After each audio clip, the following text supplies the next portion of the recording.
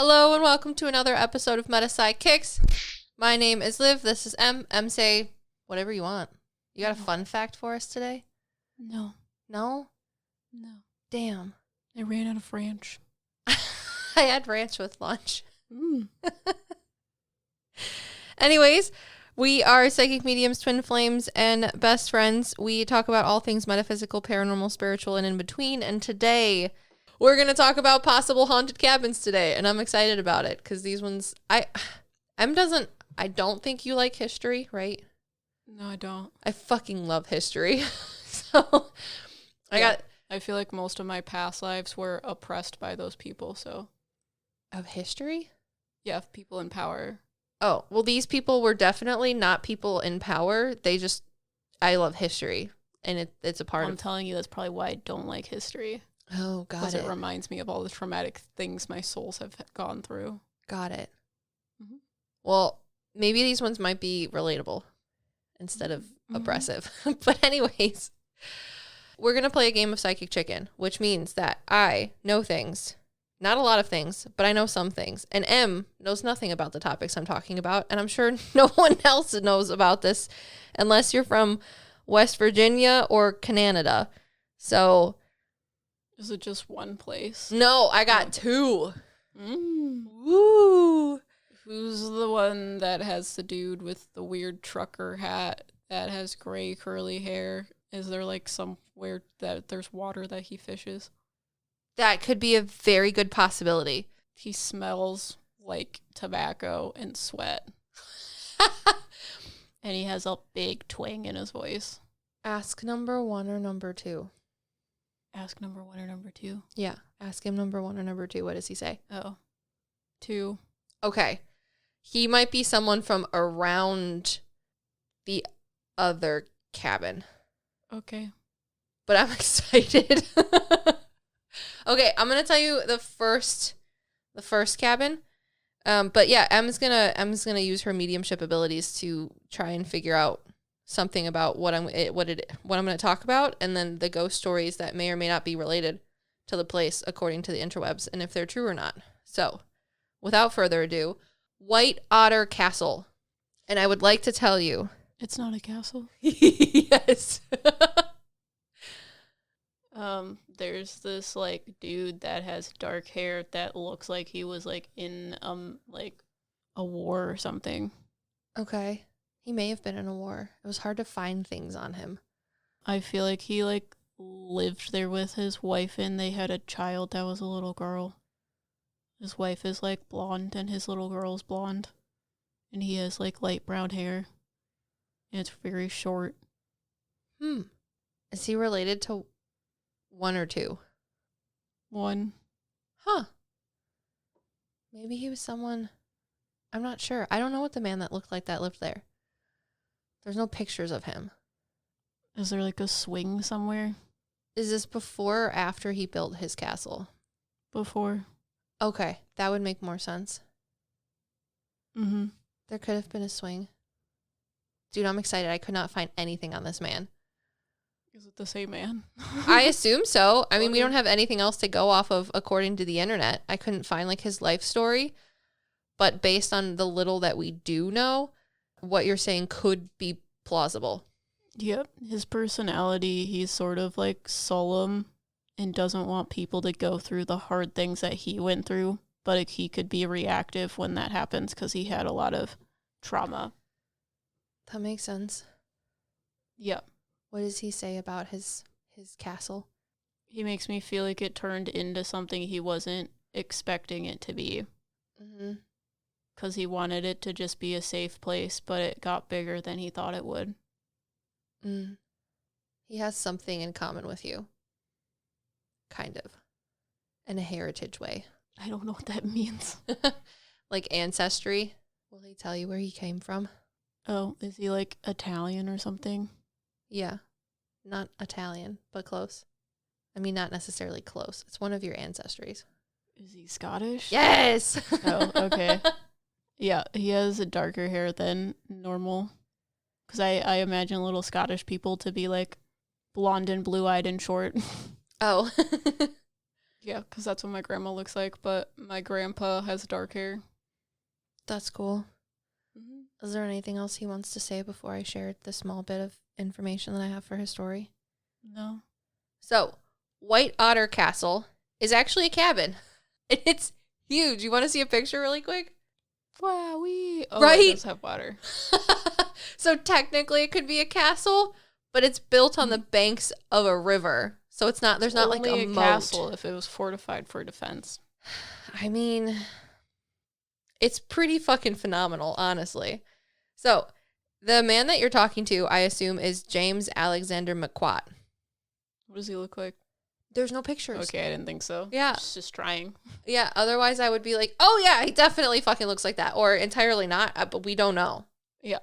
So he is recalled as a fisher, trapper, woodsman, and, quote, hermit, who built an impressive 3-story log cabin or castle equipped with turret in the remote woods of Ontario, Canada.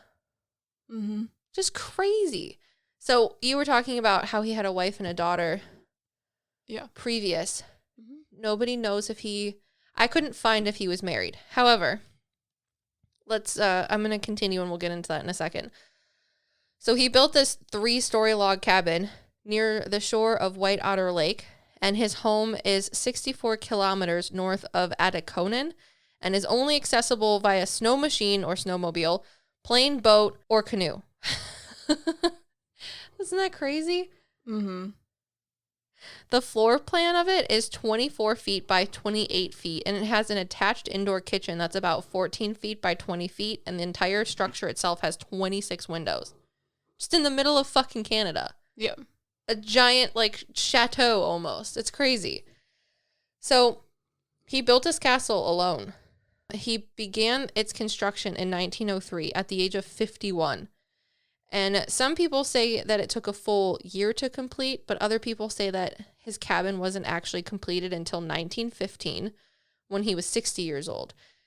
And when I was researching this, I think that's what he agrees with, that the cabin was built. It wasn't entirely finished until 1915. What do you think?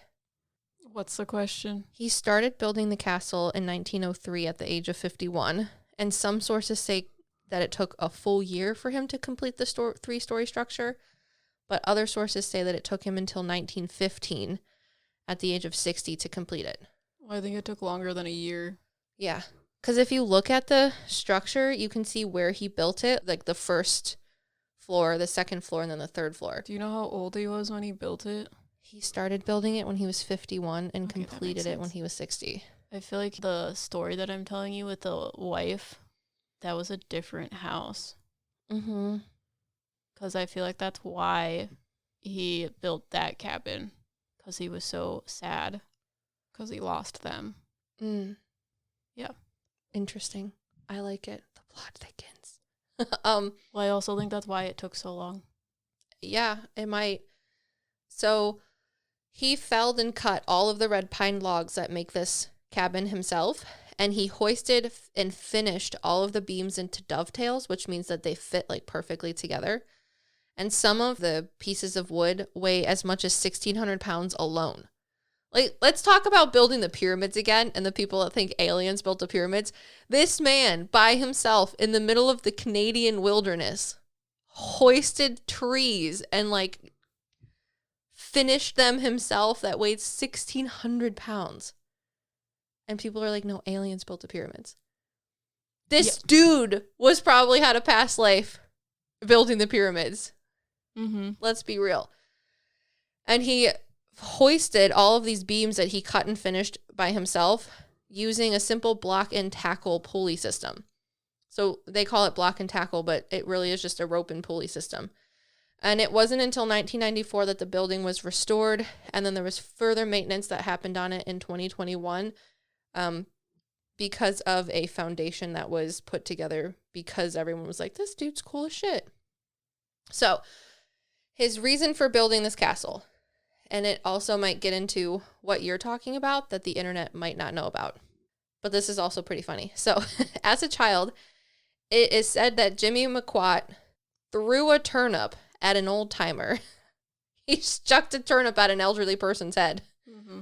And as retribution, the old person turned around and said, You'll never do no good and you'll die in a shack. Later in life, as an adult farmer in his 40s, Jimmy invested all of his savings into a gold mine, which was no good, and lost everything, including his farm and his land. So that might be the life that you're talking about before. Yeah. Because he might have had a daughter and a wife, but if he lost everything, they might have just left him. Yeah. And no one knows about it because it was 1903. Mm-hmm.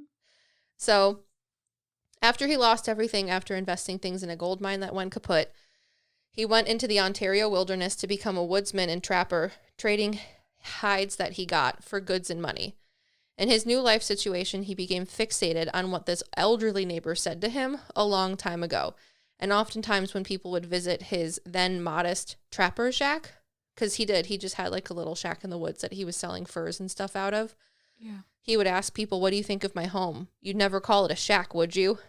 And then at the age of 51, that's when he started building his castle in the woods. Isn't that crazy? That makes sense. Yeah. And then you also said that he might have had hard things that he went through and he might have like fixated on things at one point in life. I think that's the thing he fixated on when he lost everything. He was like, crap, this person like put a hex on me or something because I threw a turnip at his noggin. Yep. And now I'm forsaken. Yeah, I don't know. He's going to be in the violent section of the circles of hell. Jesus Christ. Throwing turnips at old people. So it is assumed that Jimmy McQuat drowned while net fishing in 1918 because his body was discovered by 4 strangers tangled in his net near a reed bed beside an island on the lake. The rangers had come looking for him after reports that people hadn't seen him all winter, and he likely drowned in the late fall of 1918, so only a couple years after he finished building his big castle, and was found the following spring. Now his grave is next to the castle. So when you were talking about how he never thought that his house would be something as big as it is, and that it would be something quiet and peaceful, it is quiet and peaceful. However, it is a tourist attraction now, and maybe that's something he doesn't really like. You mean as a soul? Yeah. Yeah, he doesn't like that. Yeah. I assume he would just want people to sod off. I mean, his house is nice, but people have negative ideas about him, and that's what he's angry about. Well, that's where the lore comes in. So I found on one website that McQuat intended the home to be a dowry for his future bride that he had yet to meet in person. And I couldn't find this information on any other website except for like a Spooky Places website. And this Spooky Places website said that his grave is next to the log castle, which is consistent with other sources, but they say that his ghost is said to still wander the property. So I'm sure it's because people say things like that. Mm-hmm. So he probably might have had a life, like you said, before the gold mine thing, but I didn't see anything about a dowry for a future bride that he didn't have, which makes him sound crazy, and just all of this He's other just stuff. Angry, so he does ghost things, is what he says. Okay. To scare people. Interesting. Yep. Does he have anything else to share before we move on to our other supposedly haunted cabin? No. Okay. Okay. Would you go there? Yeah, why not? I mean, it would be fun. It's a fucking 3-story ass cabin. That's crazy. Mm-hmm. Like, I'm flabbergasted that he built that all by himself in the middle of the woods. Like, not that I don't think he could do it, but the fact that someone had the gumption and to actually do it and to make dovetail fittings for all of that's got to take so much time and precision. Well, I mean, when you're sad, you need a distraction. I guess you ran out of ranch dressing, so. He didn't have ranch dressing. Wait, there we go. God. Isn't that a big castle, though? I mean, it has a turret and everything. You love turrets. Mm-hmm. So, okay. Next one. This one is called the Corbin Cabin. What do you got for that? Is there a porch on it? Yes. I feel like an old dude sat on a porch and smoked cigars. It's the same dude I'm telling you with the trucker hat. What? Did the house get passed hands, like, down, like if people inherited it? Technically, yes, but not family members. Okay. Let me see if I can find a picture of the cabin for you. Yeah, I feel like a dude sat on that weird porch thing, like in a rocking chair, and would smoke cigars. That's awesome. And if anyone went on his property, he would shoot them. The shotgun. That might be true. It's like really far away from everything else. Mm-hmm. But is there things around it? You mean like nature things? Ask him to describe what it was like when he lived there.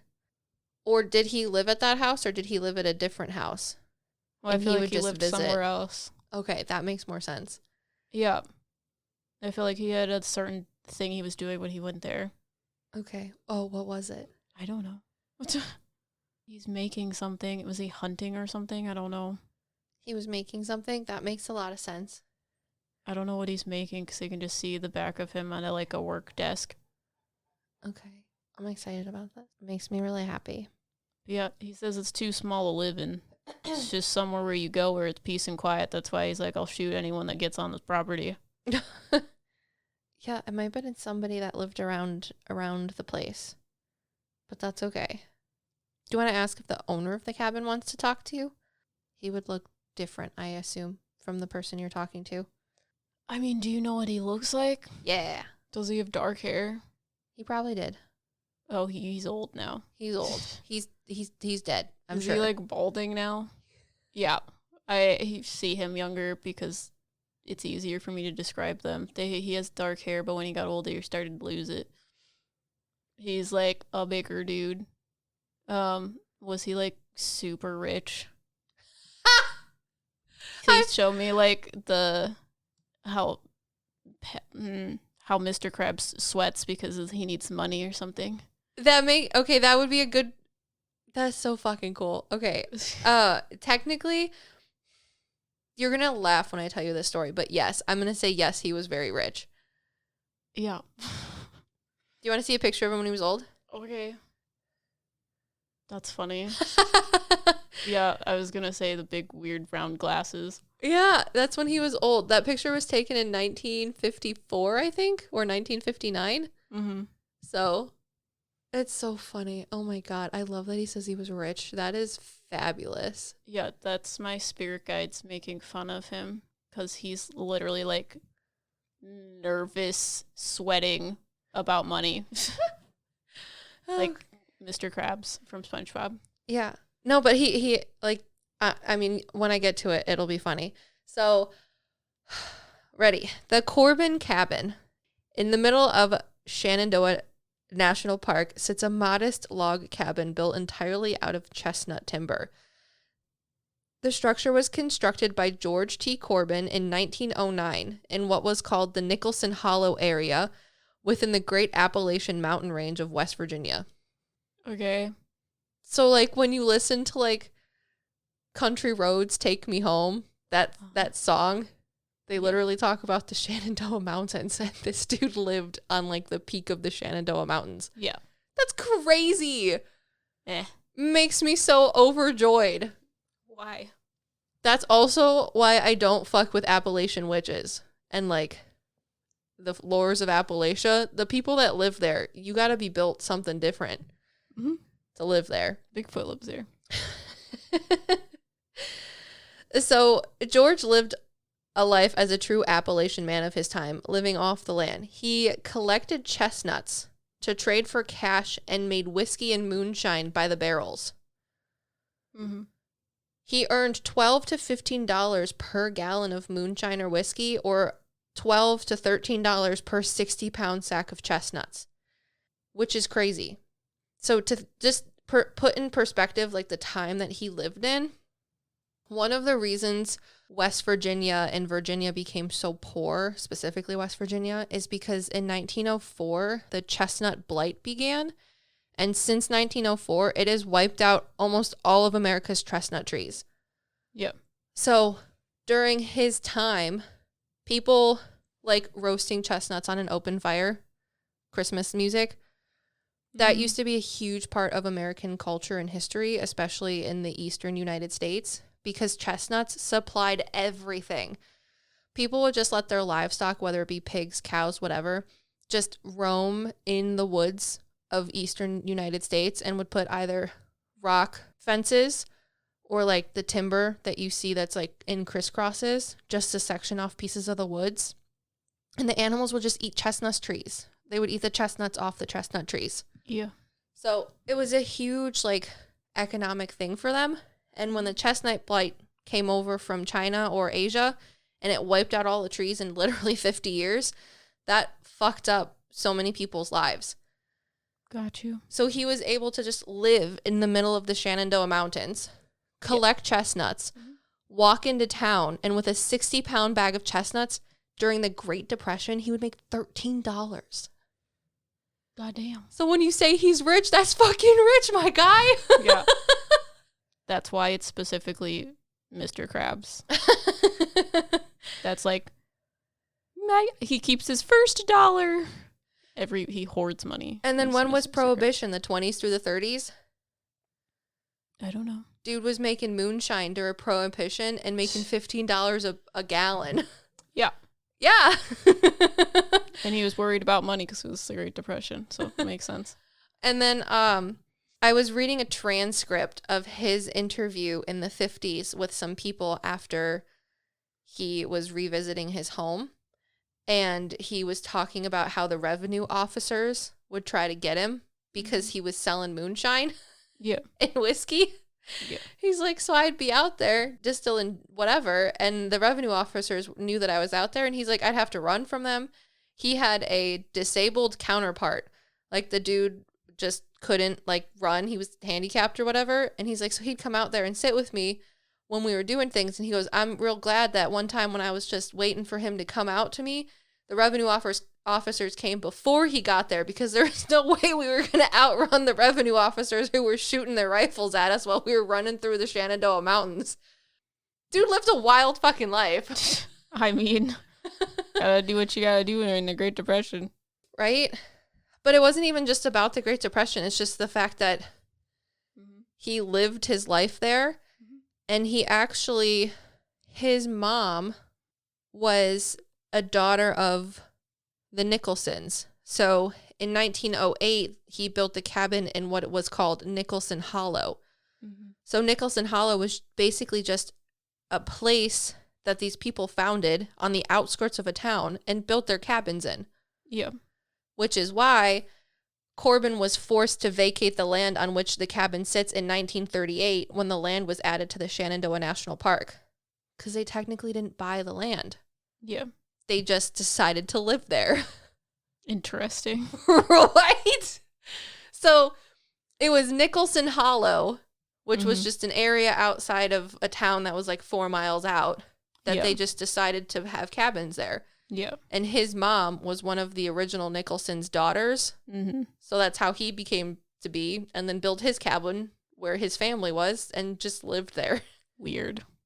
Fucking Appalachian Mountains. It's usually how it goes. I love and then that. He saw Bigfoot. He probably did, honestly. It's where they live, Appalachia. I didn't get that far into the transcript, but if he does mention Bigfoot and I find it... how do you talk about the Appalachia but not Bigfoot? I don't know.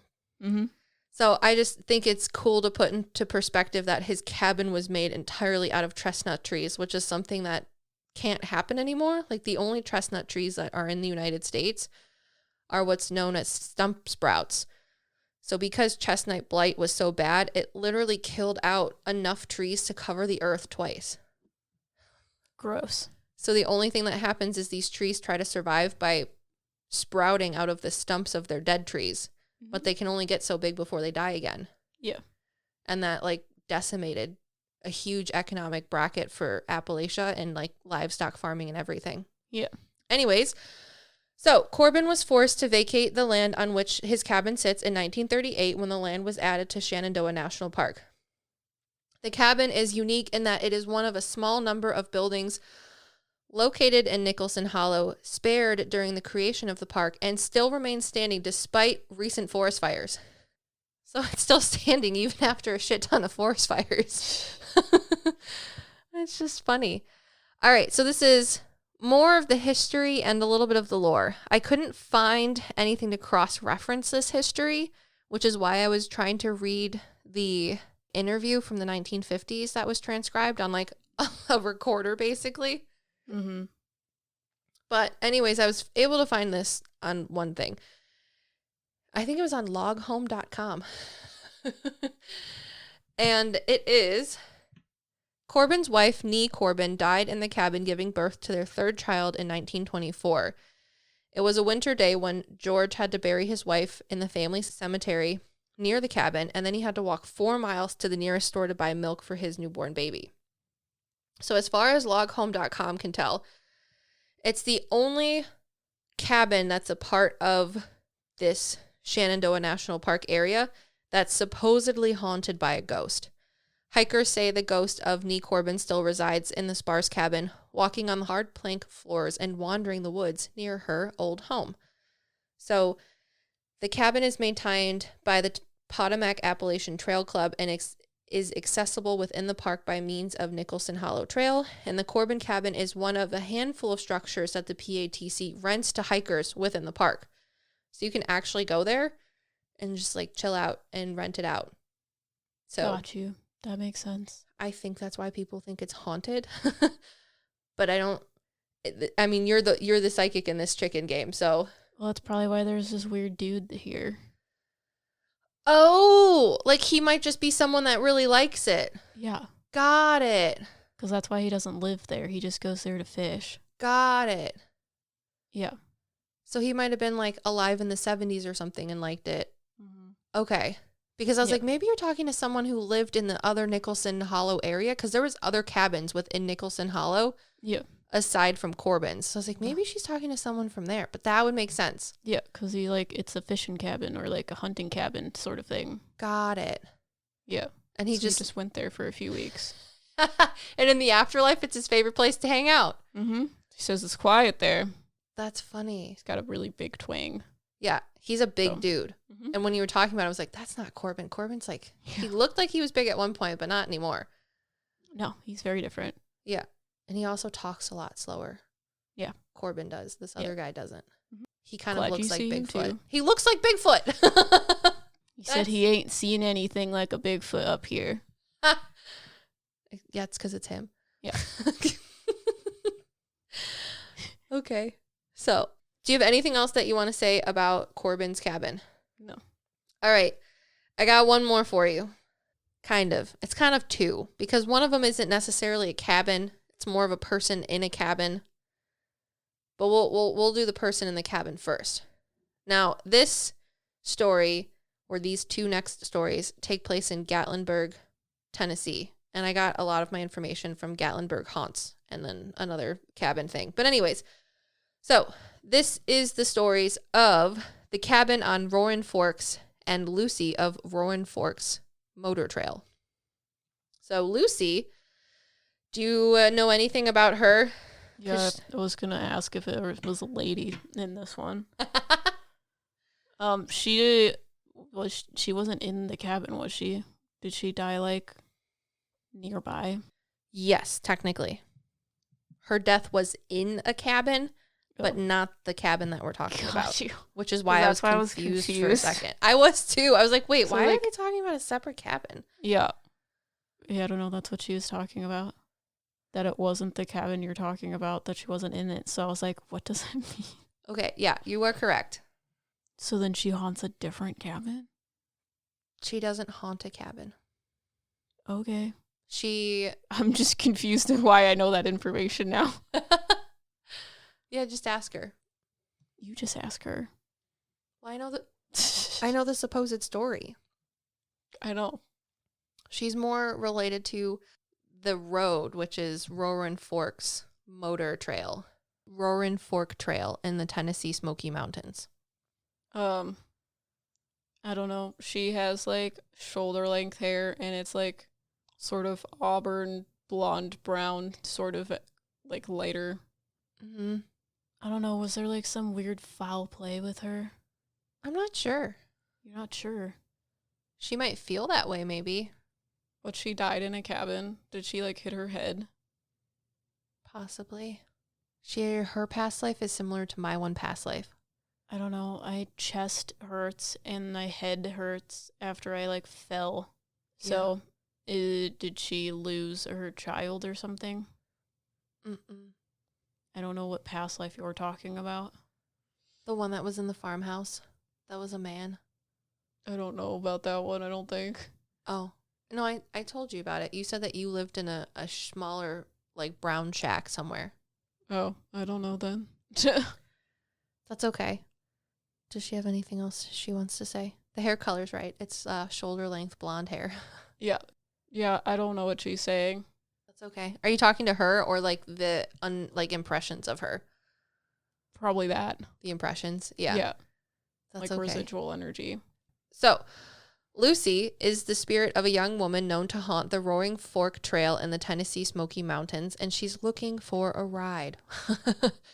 Roaring Fork is a 5.5-mile-long one-way loop in the Great Smoky Mountain National Park, which offers the opportunity to see many well-preserved log cabins, grist mills, and other historic buildings. So, many years ago in 1910, in the same area, a young man named Foster came upon Lucy in the mountains and offered her a ride on his horse. He was like freaked out because it was a cold night and she wasn't wearing shoes. And he's like, why is there a girl in the middle of the woods and it's fucking winter time and she has no goddamn shoes on? He's like, this girl's crazy. So he found her to be unusually warm that cold night and he quickly fell in love with her. He went looking for her again the next day and he learned from her parents that Lucy had died in a cabin fire 1 year earlier. Okay. Yeah, so the chest and the head make sense. Got you. So today, visitors traveling the Roaring Forks have reported seeing a pretty young woman standing on the side of the road without shoes, still looking for a ride. So I guess he like rode her back to her house and didn't want to say anything to her parents because it was fucking nighttime and winter. And he's like, I don't want to get shot. So he dropped her off at home and then was like, man, that lady was a stunner, and came back the next day and they're like, she died. But cool. Thanks for bringing her back home, I guess. Jesus Christ. Right? Yeah, I don't know why that story is like that, so. I don't know either. Okay. So. It's weird. It is weird. The next one is also weird. So this is for the cabin on Roaring Forks. Now, I do want to specify that there are a lot of different cabins in this part of the national park, I guess.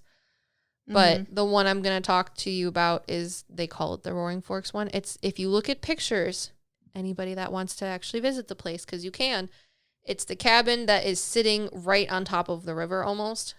It's like sitting not in probably the best spot, but it's still there. So the cabin is said to have the ghost of a woman inside of it. I don't know. It's just, there was a lot of history about like European settlers coming and then sitting where Gatlinburg is now today, and then they made like a compound of cabins and stuff like that, and this is just the story of one of the cabins. Does she have dark hair? I see her as having dark hair, yes. Okay, I think she just like sits next to people and freaks them out. Because she walked in the room and that's why you're looking. Is she wandering through the door and she's wearing like a dress? Yeah. Yeah. Does she not have shoes on? Yeah. Yeah. There's also a scary version of her. Yeah. Yeah. One that like flies across the room and screams at you. She also thinks that thing is funny. Of course she does. She likes that, Sarah. So anyways, it says, keep in mind that you can still rent a room in this cabin to this day. However, with that being said, you might want to read the following before you book your reservation. And the following on Gatlinburg Haunts. That's what I got the website from. So it says, one family who rented the room decided to go get some food at a local fast food joint. They needed to eat dinner, but everything in the kitchen was messy. So they were like, screw it. We're going to go get some food. The kitchen table, they left messy. And when they woke up the next morning, they found that the table was set with complete silverware, plates, utensils, napkins, everything. So they left it a shit show. And when they went to bed, everything was put away, thrown away, and like tidied up for them. And they're like, whoo, it's horrible to have a ghost maid. Yeah, she thinks it's fucking hilarious. That's the kind of ghost I want in my house. Random woman, can you do my laundry for me, please? Yeah, she thinks it's funny because that's what I was like. She just like sits next to people and it scares them. She's like, that's all I have to do. Yeah. Well, it is kind of scary. You can see her like extremely well. Yeah. She just looks at you like simply and doesn't say anything. It's scarier when they don't say anything. Like she smiles without her eyes. Yeah. It's like a customer service zombie. So another family stated that the door was open to the cabin when they arrived for their stay. So they went to dinner later. Message. Cancel. I won't send it. I know that happens when there isn't a scary ass fucking customer service ghost next to me, but it makes it a lot scary when she's just sitting here. No, I'm sure it was her. Okay, what is she sitting in right now? What is she sitting in? Yeah. Well, I think it's funny. So she's sitting in nothing next to you as if she is sitting into a chair. Got it. Yeah. Great. Perfect. As long as we're on the same fucking page. Anyways, Anyways. you say that you're amused by me, but you're creeped out by me. Yes, But it's she's super like creepy. doing this to your arm. I know. God damn it. Yeah. Stop. I was just going to say, I feel like there's a hand running on my arm, but it looks like and feels like Cousin It. Yeah. God. Because she's like, it doesn't, you scare easily, honey. I do. It's still creepy. Can you do my I don't think so, but that's why she's touching you and not me. Can you do my laundry for me? Will it scare you? It'll be scary good. Sorry. If we pick up another EVP, remember when we got that weird EVP when we first started? Yeah. We haven't gotten Listener one yet. stories. Little goblin things. Yeah. Or gnomes or something. Ugh. Anyways, okay. So this other couple went to come to their house and her house, I guess, and the door was open when they arrived. The next day, they had made sure that the door was locked, tight, and latched so that there was no way it could be opened without their key. However, when they returned, the door was now more open than it was when they first arrived. Mm-hmm. So inside this cabin, I guess you will also find an old goat cart, so like a small cart that a goat would pull. And this is where you can find pillows and extra blankets for your stay. However, it's no ordinary cart. Guests have reported that it can be found in different parts of the room and when they wake up compared to when they go to bed. As long as it's not like upside down on the ceiling, like rolling back and forth, I don't fucking care. That sounds like a me haunting. I would haunt like that. Haunt, haunt, haunt, haunt, haunt. So, did you like my stories of haunted cabins? Yeah. I thought it was pretty good. It was that or I was going to do the Blair Witch Cabin, but I feel like that should have its own thing some other time. Mm-hmm. No one wants to talk about the other cabins, and they deserve love too. Jesus. Did you like our podcast? If you didn't, don't let me know because I'll cry. I have rejection-sensitive dysphoria.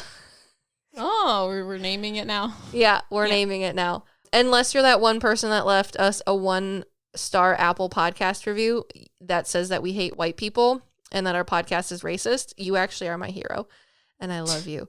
So if you could leave us a review on Apple Podcast or rate us on Spotify, or if you're listening to us on our Meta Psychics Extra channel on YouTube, leave us a comment. Let us know a good dad joke, and we will tell the people who you are and your dad joke because we appreciate you. But until we get another new dad joke on some of those platforms, Em's going to read one from our Discord server. If you want to be a Patreon, you can figure out how to do that in the show notes. So, this is from Apple Goose. What does an Olympic runner eat before a race? Wheaties? No, they don't. They fast. Damn it. You're welcome. I should have gotten that one. I know, it was an easy one. It's because Peapod isn't born yet. I'm not a dad yet. You think You're my dad... not a dad? Yeah, you think my dad jokes will improve after I have this baby? Yeah. Okay. I think that's the only reason why you're having one. Honestly, I think it is. Because I'm obviously lacking. Clearly. Dude, in the astral, you tell dad jokes, so... That's because I have lived, haven't lived, and will live, so technically the baby's born, I've gained the powers. Or it's just easier when you're in the astral. Because I don't have to pee every 5 seconds. Make things smell like oranges and be like, aren't you glad it isn't a banana? I had pancakes this morning that had bananas on them 3 days ago, and they still tasted like bananas, even though there was no bananas. So is that like a ghost of a banana? It sounds like an autistic overshare. Because I said the word banana. Yeah. Anyways, we have a YouTube channel if you're interested in watching and not just listening to our beautiful voices, but actually looking at our ugly faces. Wow. Well, I mean, only one of us is ugly. It's me.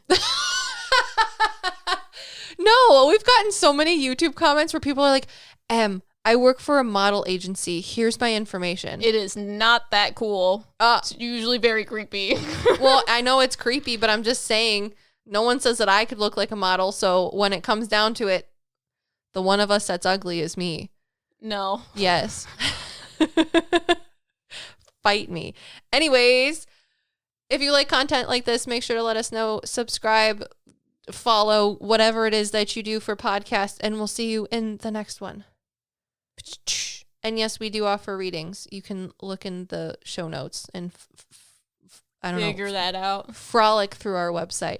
Yeah. We are your meta sidekicks. Wow.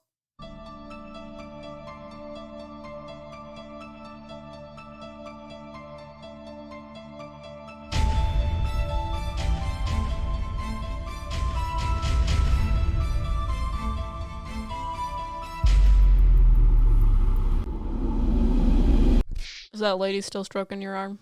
I was trying to ignore it and tell her to do my laundry or go home. Thank you for bringing it back up. You're welcome.